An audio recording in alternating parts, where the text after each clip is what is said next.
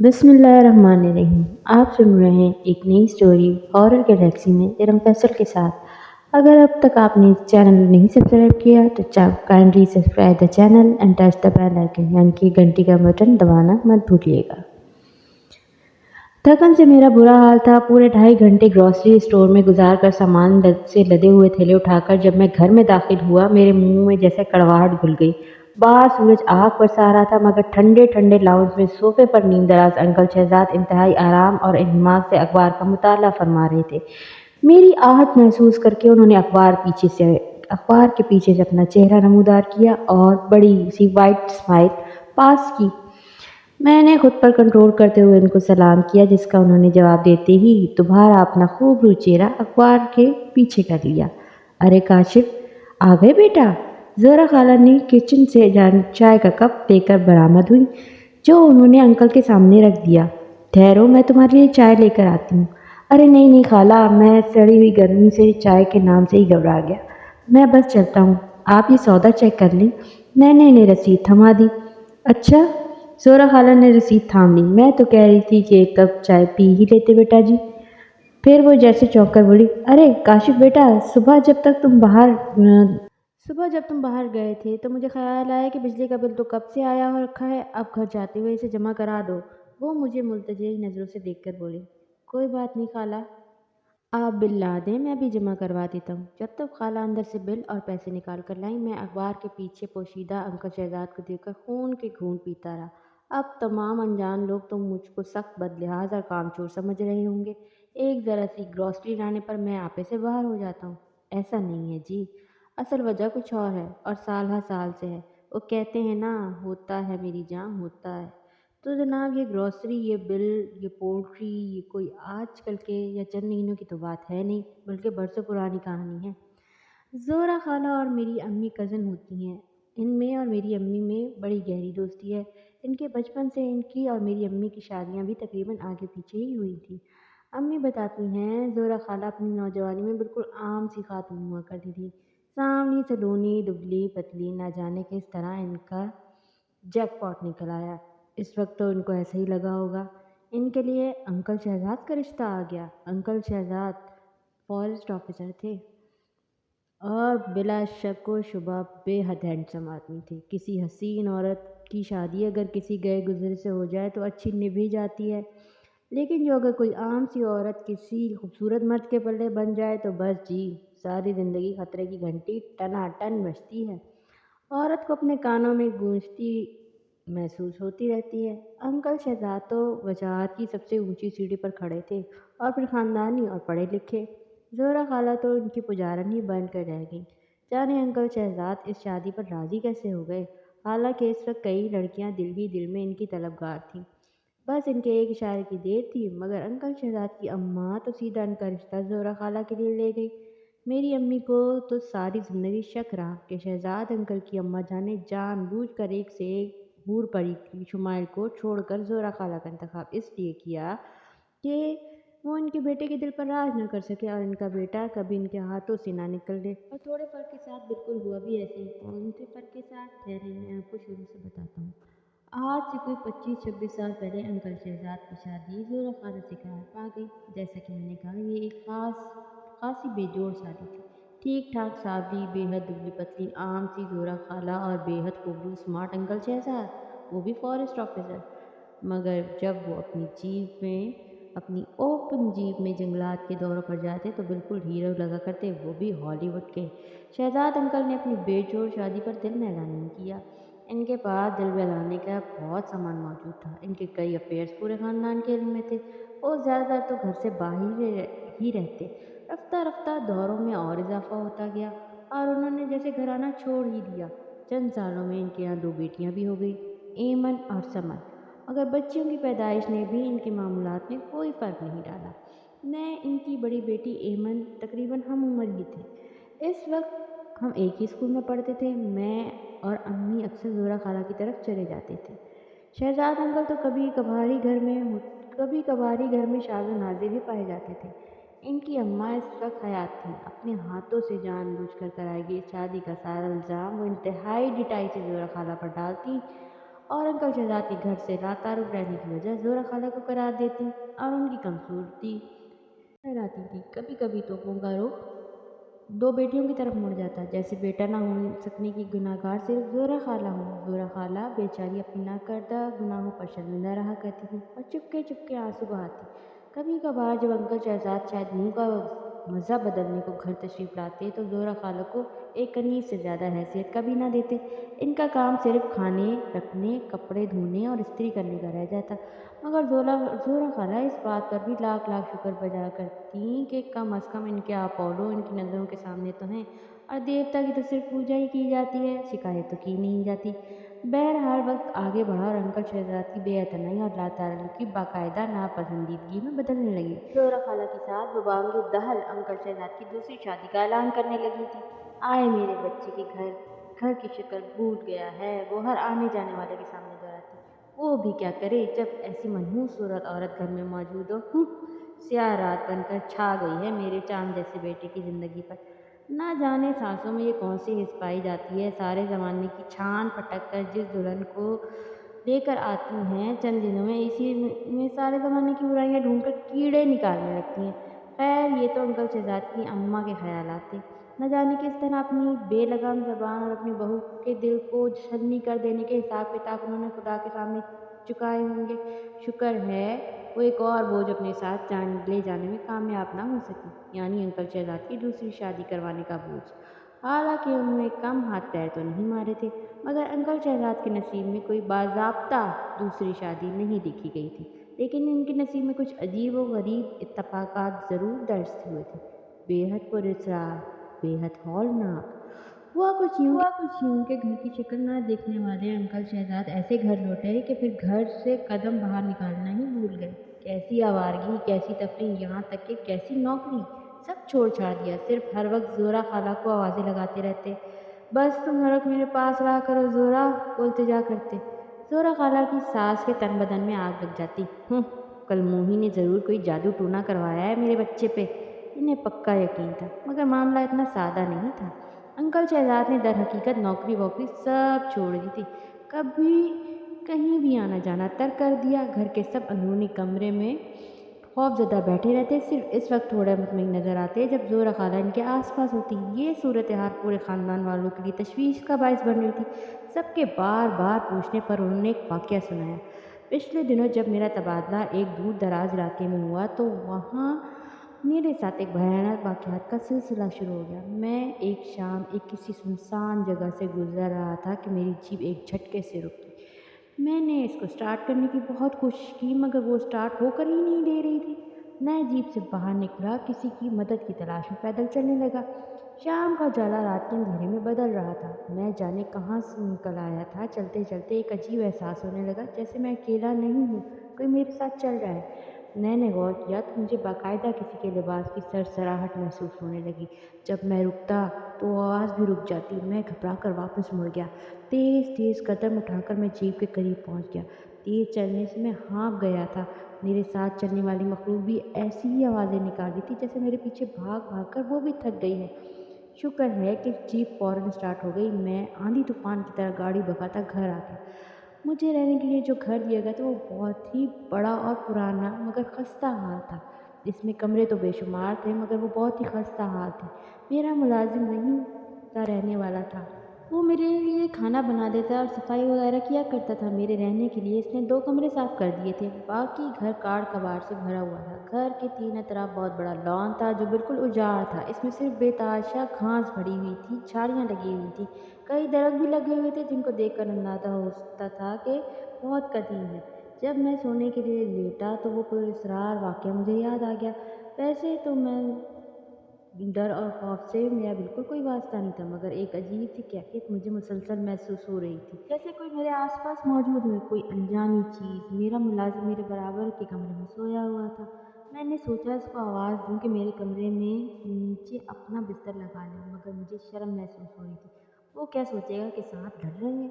ना जाने मुझे कब नींद आ गई और ना जाने में किस तरह आधी रात को मेरी आँख खुल गई। कमरे में एक अजीब सी बदबू फैली हुई थी, बहुत नागवार। मैं घबरा कर उठ बैठा। अचानक मेरे कानों से एक आवाज़ टकराने लगी, एक चरचराहट, जैसे जैसे कोई झूला झूल रहा हूँ, वो झूला पूरी तरह जंग आलूद हो। आवाज़ रफ्ता रफ्ता तेज़ हो रही थी, इतनी तेज़ कि कमरे में धमक होने लगी। इस तरह वो बदबू भी तेज़ हो रही थी, जैसे कुछ जल रहा हो। मुझे याद आया, ये बदबू तो मैंने शाम को भी महसूस की थी, जब मेरी जीभ बंद हो गई थी। मैं डर से कांपने लगा कि अचानक लाइट भी बंद हो गई, कमरे में खूब अंधेरा हो गया। शफीक! मैंने मुलाजिम को आवाज़ देने की कोशिश की, लेकिन मेरी आवाज़ जैसे कमरे में गूंज कर रह गई। हिम्मत करके मैं बिस्तर से निकला, टटोल टटोल कर खिड़की तक पहुंच गया। डरते डरते पर्दा सरकाया और उफ, मेरा दिल खौफ से फटने वाला हो गया। सामने उजाड़ बयाबान लॉन में इस आधी रात को मुकम्मल अंधेरे में डूबे हुए पुरस्कार घर में चांद की मध्यम रोशनी में वो झूले पर बैठी हुई थी, लंबा सफ़ेद लिबास पहने हुए, अपने सारे लंबे बाल आगे अपने चेहरे पर डाले, सर झुकाए लंबे लंबे झूले ले रही थी। मैं थर थर काँपने लग गया। मुझ में इतनी हिम्मत भी नहीं थी कि मैं पर्दा गिराकर वापस आकर अपनी जगह पे लेट जाऊं। अचानक झूला रुक गया। मगर तेज चिड़चिड़ाहट की आवाज़ अभी भी आ रही थी। झूले पर बैठी हुई औरत ने अपना झुका हुआ सर आहिस्ता आहिस्ता ऊपर करना शुरू किया, जैसे कोई स्लो मोशन का सीन चल रहा हो। फिर इसके बालों की ओर में से इसकी आंखें, सुर्ख खौफनाक आंखें मुझ पर जम गईं। इसके स्याह चेहरे पर मुस्कुराहट नमूदार हुई, वार्निंग देती हुई मुस्कुराहट, चैलेंज देती हुई मुस्कुराहट। शायद मैं बेहोश हो गया था। सुबह उठते ही मैंने अपना सामान उल्टा सीधा पैक कर लिया। शफीक मेरे इस अचानक फैसले पर हैरान रह गया। आपको कुछ ज़रूर गलतफहमी हुई है साहब, इधर कोई आसेब नहीं है, मैंने कभी ऐसी वैसी कोई चीज़ नहीं देखी। वो इसलिए कि भूत और चुड़ैले रात के हम सफ़र होते हैं और तुम रात को गधे और घोड़े बेचकर सो रहे होते हो, मैंने तल्खी से कहा। पूरी रात एक चुड़ैल लॉन में पिकनिक मनाती रही, झूले झूलती रही और तुम्हें पता ही नहीं चला। चुड़ैल? झूला? कौन सा झूला साहब, बाहर तो कोई झूला नहीं है। शफीक हैरान रह गया। अच्छा, कोई झूला नहीं है तो ये क्या है? मैं इसको बाजू से घसीट कर खिड़की के पास ले आया और पर्दा सिखा दिया, और मुझको अपनी आंखों पर यकीन नहीं आया। लॉन दूर दूर तक खाली पड़ा था, वहाँ कोई झूला नहीं था। देखा साहब, शफीक ने फातिहाना अंदाज में कहा, ज़रूर आपने कोई ख्वाब देखा होगा। मगर मुझे 100% यकीन था कि मेरे साथ पेश आने वाला वाक़या वहम नहीं है। मैंने शफीक की एक ना सुनी और वापसी के लिए निकल गया। हालांकि सूरज की तेज़ रोशनी चारों तरफ फैल चुकी थी, मगर मेरा डर दूर होकर ही नहीं दे रहा था। बार बार वो सफ़ेद लिबास वाली मखलूक और वो झूला आंखों के आगे आ रहा था, और वो मंजर जब वो औरत आहिस्ता आहिस्ता सर उठा रही थी। उफ, इसका भयानक चेहरा मुझे याद आ गया और जीभ एक झटके से रुक गई। और सुबह मैं जल्दी में रेडिएटर में पानी डालना भूल गया। मुझे ख्याल आया, मैंने तो सुबह जल्दी की वजह से एक कप चाय भी नहीं पी थी। मैं जीप से बाहर निकल आया, शायद वो कोई मदद ही मिल जाए। अरे, ये तो वही जगह है। थोड़ी दूर चलकर मुझे याद आ गया जहाँ मैं कल भटक गया था। मुझे एकदम डर लगने लगा। मैं जल्दी से भागकर जीप में आकर बैठ गया, फिर से इसे स्टार्ट करने की कोशिश की और वो स्टार्ट हो गई। मगर अचानक गाड़ी में एक तेज़ बू फैल गई, वो जलने की बदबू। इस बू को अब मैं पहचानने लगा था। मेरी दिल की धड़कन बुरी तरह तेज़ हो गई। वो मेरे बराबर में बैठी हुई थी, इसी तरह लंबे सफ़ेद लिबादे में, बाल आगे चेहरे पर डाले। मैंने ज़िंदगी में पहली मर्तबा ज़ोर से चीखा, डरो नहीं, मैं तुमको कुछ नहीं कहूँगी। इसकी एक मिनमिनाती हुई आवाज़ सुनाई दी, मैं तुम पर आशिक हो गई हूँ जब से मैंने तुम्हें देखा है। मगर मैं कैसे न डरता। इसकी आवाज़ भी इसकी सूरत की तरह बहुत डरावनी थी।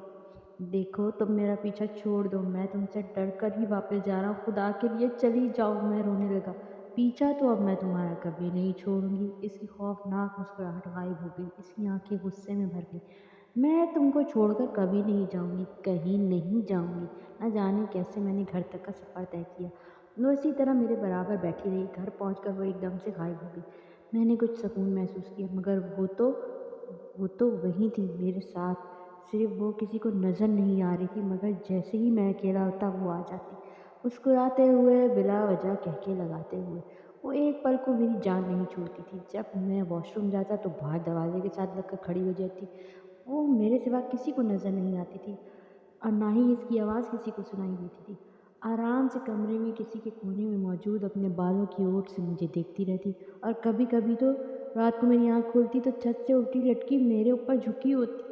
इसने मुझे इतना खौफज़दा कर दिया कि डर से मेरा दिल बेहद कमज़ोर हो गया। صرف اس وقت وہ چلی جاتی جب میرے ساتھ میری بیوی ہوتی تھی۔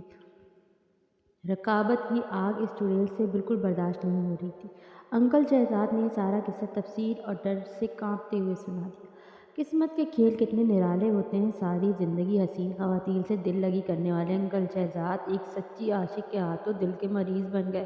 اب کیا کیا جائے؟ جو یہ عاشق ایک چڑیل تھی، ایک عرصے تک جس بیوی کے سائے سے بچتے تھے، اچانک اس کے آنچل میں پناہ مانگنے لگے۔ خیر نہ جانے یہ عجیب پراسرار کھیل کب تک چلتا رہا۔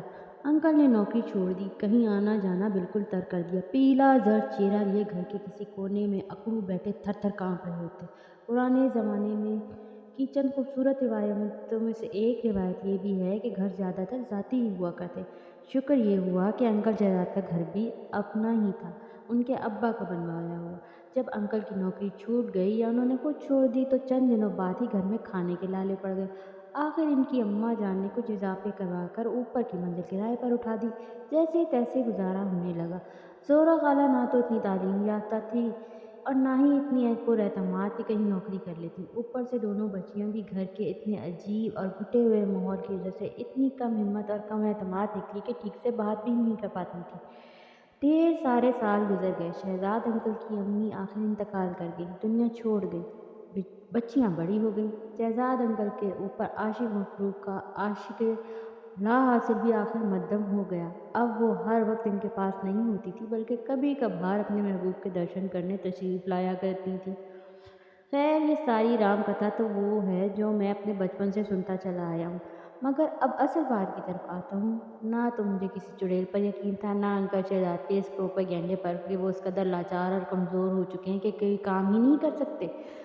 نہ تو کوئی نوکری، نہ کوئی گھر کا کام۔ میں سالوں سے ان کے گھر میں موجود اخبار اور کتابوں کا مطالعہ ہی کرتا فرماتے دیکھا ہے انہیں۔ رات کو ٹی وی کے آگے براجمان ہوتے تو لوگ کہتے ہیں کہ ان کی حالت برسوں سے بہت ہی بری رہی ہے، مگر اب تو وہ بالکل صحت مند لگتے تھے۔ ہر اعتبار سے ان کا کہنا تھا کہ شدید خوف زدہ رہ کر ان کے اعصاب جواب دے چکے ہیں اور وہ کوئی کام کر ہی نہیں سکتے۔ میں برسوں سے ان کے گھر کی ڈیوٹی دیتا آ رہا ہوں، ان کے گھر کا ہر چھوٹا بڑا کام میری ذمہ داری بنا دیا گیا ہے۔ خیر مجھے کوئی اعتراض بھی نہیں تھا، میں ان کے بیٹے جیسا ہی ہوں، مگر انکل شہزاد ان کا کبھی کوئی کام نہ کرنا محض ایک ڈھکوسلا ہے۔ وہ اپنی ہڈ حرامی کو اس ڈرامے میں چھپاتے ہیں۔ مجھے پکا یقین ہے، ہو سکتا ہے برسوں پہلے کوئی ہلکا پھلکا واقعہ پیش آ گیا ہو کہ اکثر لوگوں کے ساتھ پیش آ ہی جاتا ہے، مگر اتنے سالوں تک مسلسل اسی کیفیت میں رہنا ناممکن۔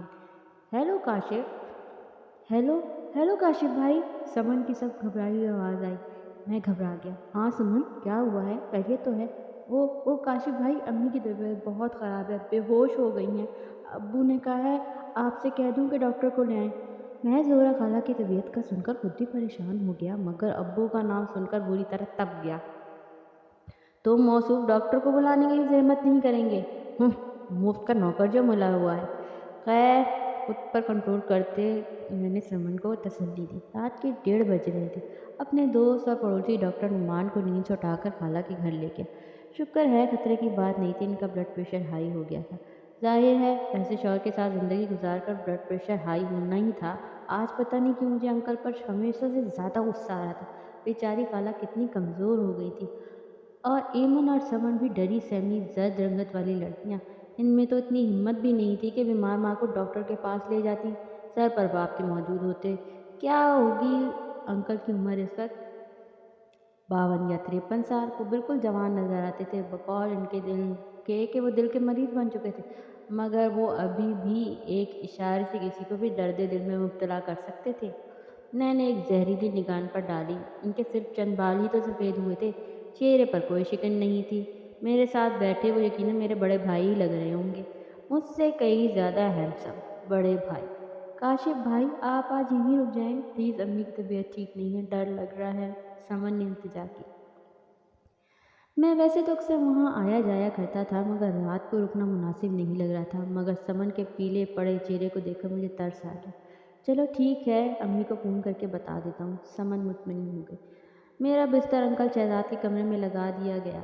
میں نے خوف محسوس کی، مگر سارے دن کا تھکا ہوا تھا اور اس وقت رات کے 3 بجے تھے۔ میں لیٹتے ہی سو گیا، مگر رات کو اچانک میری آنکھ کھل گئی، جیسے ہوا کا تیز جھونکا میرے چہرے سے ٹکرا گیا۔ ایک عجیب سی بو محسوس ہو رہی تھی، جیسے جیسے کچھ جل رہا ہو۔ پھر ایک آواز کمرے میں گونجنے لگی، چر چر چر، جیسے کوئی جھولا جھول رہا ہو، زنگ آلود جھولا۔ میں نے اٹھنے کی کوشش کی مگر میرا جسم جیسے پتھر کا بن گیا تھا۔ جھولے کی آواز تیز ہونے لگی، میں نے آنکھوں کی پوری کھولنے کی کوشش کی۔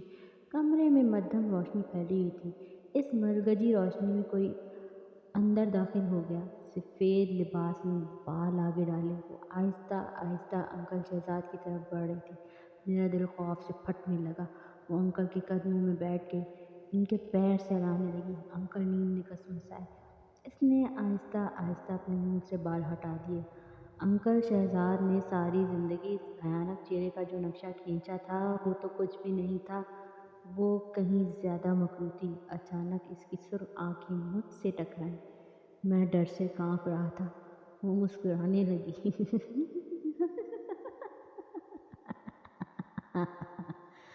پھر مجھ پر ایک نظر جماتے ہوئے اس نے اپنی کالی سیاہ زبان نکالی اور انکل کے قدموں پر رکھ دی۔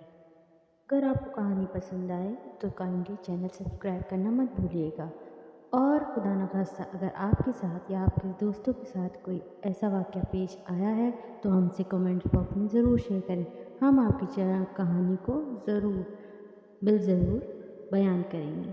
جزاک اللہ خیر۔ اللہ حافظ۔